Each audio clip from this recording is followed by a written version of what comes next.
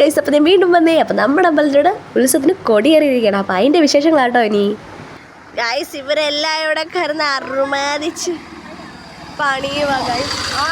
ഉത്സവം പ്രമാണിച്ച് നമ്മുടെ വീടിൻ്റെ പരിസരവും അതുപോലെ തന്നെ റോഡും അവിടെ എല്ലാം നമ്മൾ വൃത്തിയാക്കുന്നുണ്ട്. ഈ വരുന്ന ഞായറാഴ്ച നമ്മുടെ ഇതുവഴി എതിരേൽപ്പും കാര്യവും വരുന്നുണ്ട്. അപ്പോൾ അതിന് സ്വീകരിക്കാനുള്ള പരിപാടി കേട്ടോ. അനീഷണ്ണൻ പണിയെടുക്കുകയാണ്. ഇതേ ദൂരെ മാറി ജോമോൻ ചേട്ടൻ തൂക്കുവെന്നും പറഞ്ഞ് എന്തൊക്കെയോ കാണിക്കുന്നുണ്ട്. കൊച്ചുമോൻ ചേട്ടൻ അപ്പുറത്ത് കമ്പും വെച്ച് എന്തൊക്കെയോ കാട്ടിക്കൂട്ടുന്നു ഗൈസ്. എന്തുവാണോ ഇവർ കാണിക്കുന്നത്. അനീഷണ്ണൻ മാത്രം കറക്റ്റിന് പണിയെടുക്കുന്നുണ്ട്.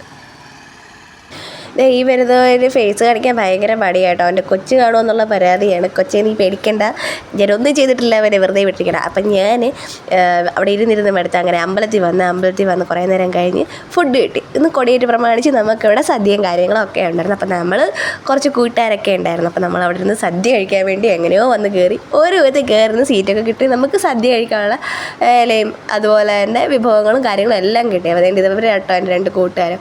അപ്പുറം ദൂരെ മാറിയൊരു ചേട്ടനുണ്ട്. ആ ചേട്ടൻ ഞങ്ങളോട് വന്നതാണ്, പക്ഷേ കിച്ചൺ ഞങ്ങളോട് ഇരിക്കാൻ പറ്റിയില്ല. അങ്ങനെ വേണ്ടി ഞങ്ങളെ സദ്യയെല്ലാം കഴിച്ച് കഴിഞ്ഞ് വീണ്ടും ഞങ്ങൾ വേണ്ട ഒരു മരത്തിൻ്റെ ചോട്ടി വന്ന് വെറുതെ ഇരുന്ന്. ഉത്സവമൊക്കെ ആണല്ലോ, വല്ലപ്പോഴും കാണുന്ന കുറേ കൂട്ടുകാരും കാര്യമൊക്കെയാണ്. അപ്പോൾ ഉത്സവത്തിന് മാത്രം നമ്മൾ കാണാറുള്ളൂ. പിന്നെ കാണുന്നത് അടുത്ത ഉത്സവത്തിന് അല്ല സപ്താഹത്തിന് അങ്ങനെ എന്തെങ്കിലും പരിപാടിക്കൊക്കെ ആയിരിക്കും. അപ്പോൾ കുറച്ച് നേരമൊക്കെ അവിടെ ഇങ്ങനെ നേരാ പറയുന്നത്. എല്ലാവരും അവിടെ നിന്ന് പോകുന്നതൊക്കെ കണ്ട് മനസ്സിലായി. എന്നാൽ പിന്നെ പയ്യെ വീട്ടിലേക്ക് പോയേക്കാന്നും പറഞ്ഞ് ഞങ്ങളും അവിടെ നിന്ന് പയ്യെ എണീറ്റ്. അപ്പോൾ tata bye bye, see you guys. അപ്പോൾ അടുത്ത ഉത്സവത്തിൻ്റെ കാഴ്ചകളോട്ട് വീണ്ടും ഞാൻ വരണേ.